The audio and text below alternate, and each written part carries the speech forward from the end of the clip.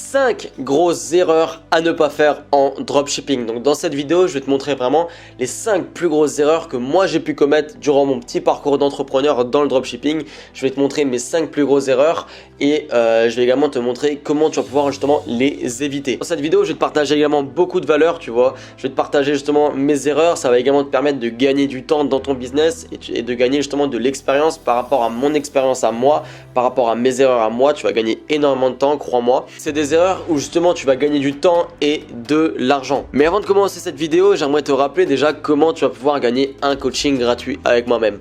Donc c'est très simple, tu veux juste à t'abonner à la chaîne YouTube, à lâcher un like sur la vidéo et à la commenter. Et je ferai le tirage au sort tous les dimanches soirs pour gagner un coaching gratuit avec moi-même. La première erreur, ça serait de ne pas avoir de banque en ligne. Donc moi pour ma première promotion, je sais pas si tu es déjà au courant, mais j'avais fait 2500 € de chiffre d'affaires en 24 heures. Donc c'était vraiment une belle somme, surtout pour mes débuts, pour commencer. J'avais jamais fait ce genre de chiffre. Et 2500 € en fait, ce qui s'est passé, c'est qu'après je devais passer les commandes. Donc j'avais environ plus de 150 commandes à passer. Et le problème, c'était que j'avais ma carte, justement ma carte jeune d'une banque. Et ça, c'était le très gros problème, parce que du coup j'ai dû passer 150 commandes, vraiment 150 commandes, avec à chacun à 2 €, tu vois, 2 € le prix du produit. Et sur AliExpress, du coup, ma carte a été bloquée au bout de la 5e, 6e, 7e commande, tu vois. Donc ça a été un réel problème justement pour passer les commandes. Ça a mis un réel frein dans mon business, tu vois, puisque je n'ai pas pu passer les commandes. J'ai dû attendre environ, je crois, 7-8 jours si je me trompe pas, pour justement avoir ma carte N26, qu'elle arrive chez moi et justement que je passe les commandes. Donc ça a été très compliqué là-dessus. Donc je t'invite vraiment, si tu veux te lancer directement, passe chez une banque en ligne, c'est vraiment la chose la plus importante. Vraiment, tu verras qu'il n'y a que des avantages. Enfin, moi, j'ai que des avantages justement sur mes banques en ligne. Vraiment, c'est vraiment top là-dessus. Je te ferai une vidéo justement sur quelle banque en ligne tu vas pouvoir choisir pour ton business.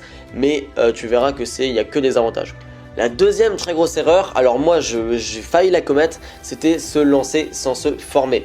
Alors se lancer sans se former, c'est une très grosse erreur. C'est une erreur que je vois beaucoup de fois quand vous venez m'écrire sur Instagram et que une promotion ne marche pas. Et bah du coup la personne, je sais pas, c'était il y a une semaine, la personne m'a dit mais je me suis lancé en regardant des vidéos sur YouTube, voilà. La personne passait 1 heure par jour justement seulement. Donc ce n'est pas assez, tu vois, la personne n'était pas assez formée justement pour avoir les connaissances, les compétences nécessaires à justement pouvoir réaliser une belle promotion Instagram. Donc se lancer sans se former, vous allez perdre de l'argent et vous allez perdre du temps. Ce qui est vraiment super important, c'est vraiment de se former vraiment à bloc, avoir vraiment toutes les connaissances et après se lancer. Après, allez-y, lancez-vous et vous verrez que les résultats iront de même. Moi également au début, ce que j'ai fait, c'est que j'avais lancé un site sur Facebook vraiment dégueulasse, vraiment un site vraiment n'importe quoi, juste en ayant vu quelques vidéos sur YouTube. Et justement, bah, ça a fait 0 € de chiffre d'affaires. J'ai perdu mes 200 premiers euros comme ça, vraiment dans le vent. Vraiment comme ça, et du coup j'ai eu aucun résultat. Ce que j'ai fait par ailleurs après, c'est que du coup j'ai pris une formation. Donc vraiment la formation, ça m'a permis justement de m'épanouir entre guillemets, d'avoir vraiment toutes les connaissances, vraiment avoir un bagage complet de connaissances et justement pouvoir les appliquer dans mon business. Ce qui m'a permis justement par ailleurs de faire 2500 € de chiffre d'affaires avec 300 € investis. Donc voilà, donc vous voyez que c'est super important justement de se former avant de se lancer. La troisième très grosse erreur, ça serait de ne pas répondre aux emails des clients. Ça c'est vraiment une très grosse erreur que également moi j'ai commis au début de mon parcours, tu vois.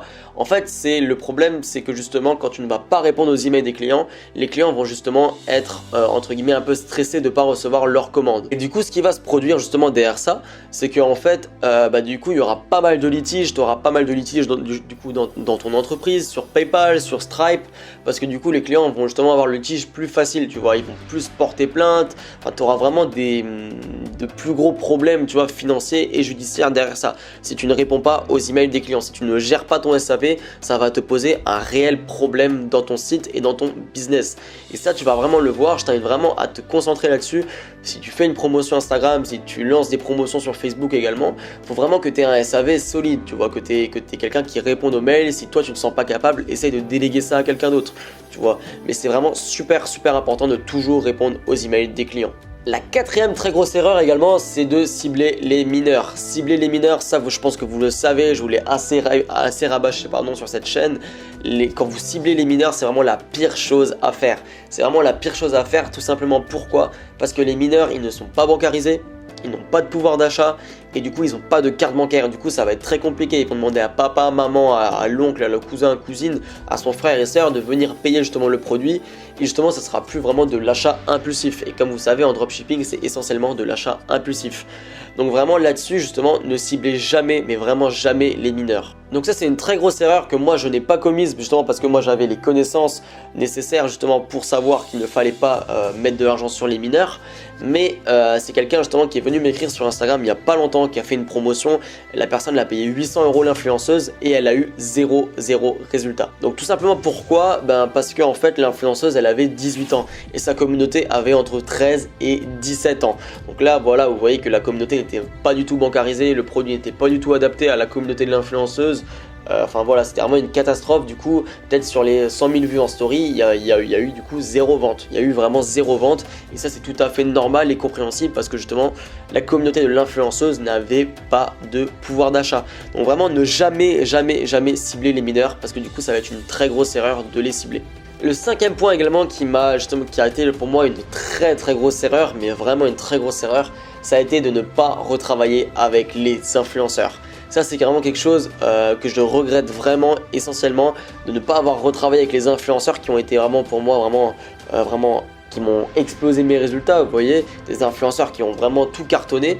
Et en fait du coup j'ai pas retravaillé avec eux, j'ai vraiment pas retravaillé avec eux parce que du coup je pensais que on pouvait que travailler une fois avec les influenceurs et après ça ne servait vraiment plus à rien. Alors qu'en fait c'est faux, c'est vraiment totalement faux. Si vous avez un influenceur qui marche, essayez de travailler avec lui ou avec elle justement jusqu'à que sa communauté soit épuisée, jusqu'à que vous épuisez vraiment toute sa communauté. C'est vraiment très important que vous retravaillez justement avec l'influenceur le plus possible jusqu'à que vous faites plus d'argent et ça c'est vraiment quelque chose de très important. Par exemple moi j'ai fait pas mal de promotions, j'ai fait du x10 dessus, même du x12 pour une promotion et en fait je n'ai jamais retravaillé avec eux alors que par derrière ça aurait pu faire exactement peut-être du x7, du x8, du x6. Vous voyez, donc par exemple si j'investis 1000 €, derrière j'aurais encore eu 5000 € et encore 5000 € et encore 5000 €.